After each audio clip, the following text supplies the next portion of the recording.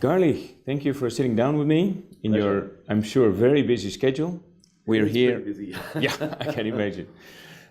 We're here at the ESA annual meeting in Riga, quite far from Brussels, I would say. Why would you say it's important to rotate the location of the ESA meeting? That's been for the past few years now. Yes.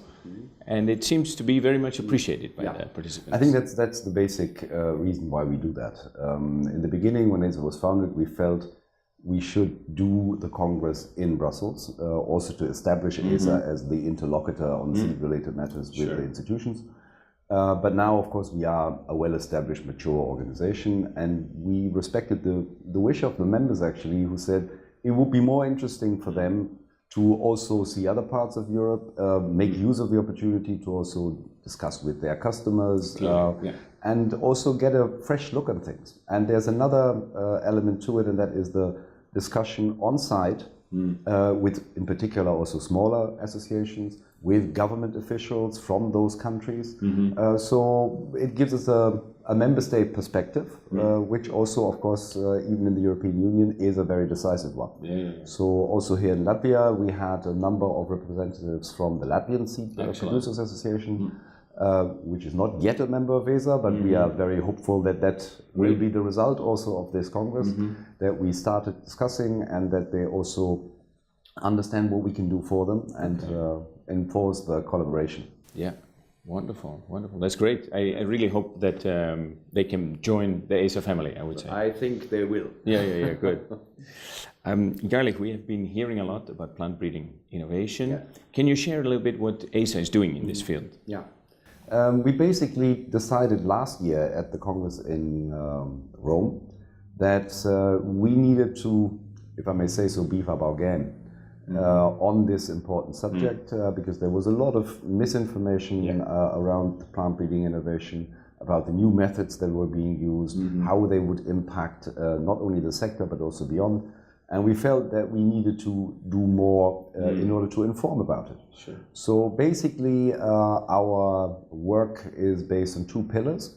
One is indeed a strong advocacy effort. We have a dedicated manager for plant breeding innovation and advocacy since 1 year now. And so we have man, or in this case woman power behind this.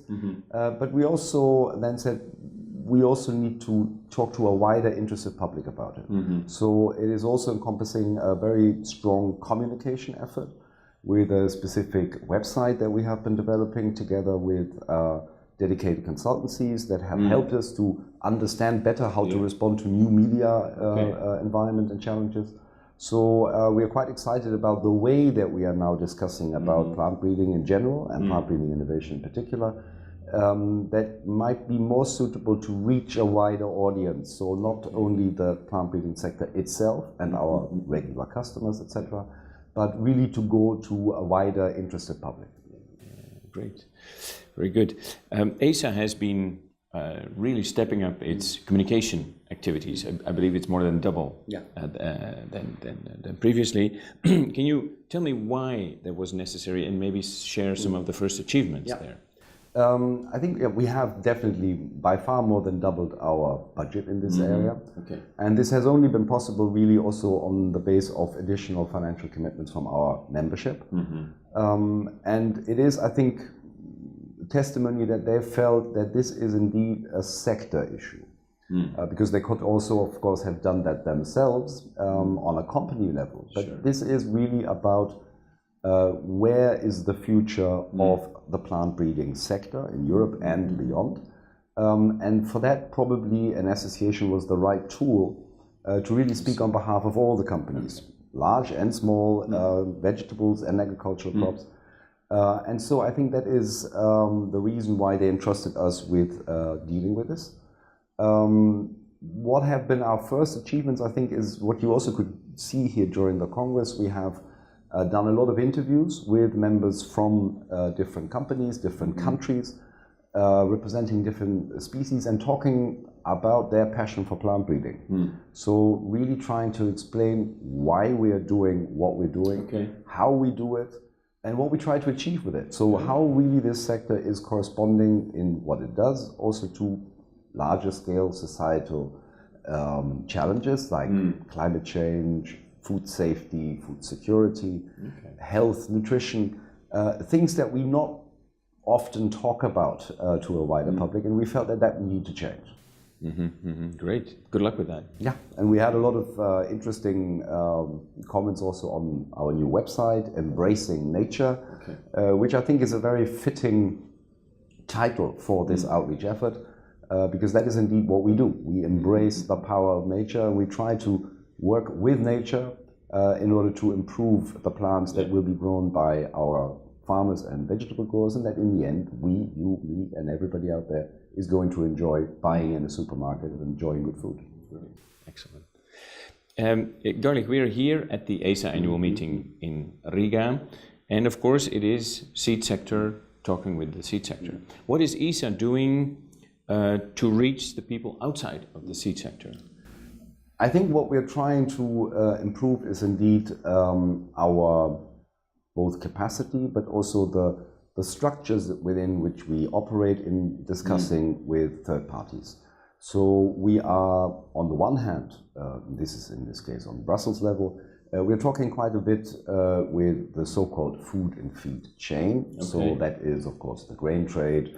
This is food industry, it's farmers, etc. We have also co-founded, if I may say so, the Agri-Food Chain Coalition on European level, which is by now encompassing 13 top-level European organizations from agricultural inputs up to final food producers.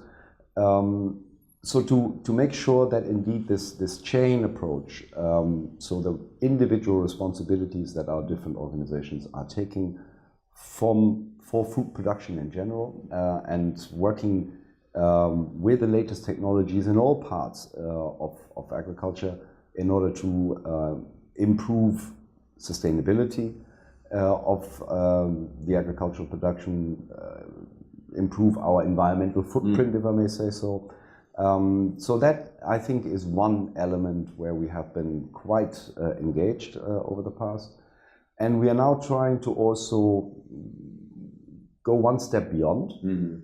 And that is indeed in particular via the social media activities that we do. Because there's a lot of people out there that are interested in food and environmental related issues, but that are not necessarily organized in, let's say, an association or in a political group, but that try to find their information on the internet and in social blogs, etc. So we are also now trying to address those more. That is a specific effort of this latest communication campaign.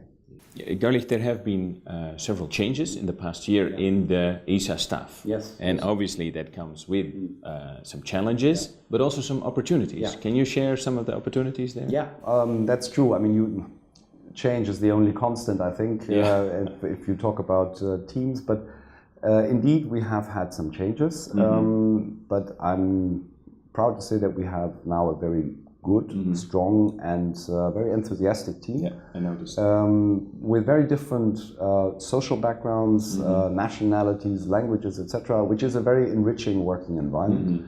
Our latest addition to the team indeed is even a non-European. So for the first time we have a lady from Kenya joining us, who used to work with the Kenyan Plant Variety Office.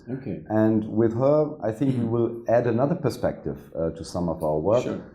In particular, I'm thinking about, for example, today we discussed biodiversity-related issues, access and benefit sharing questions, where indeed there's also a link to development policies, and in particular on European level with a strong focus on Africa and what we in Europe can do to support Africa in its development. So I think she will bring a very authentic and new perspective to these discussions, which I find very interesting for the further development of ESA also in this matter. Yeah, I can see that. That's great. Thank you, Garlich. More than welcome.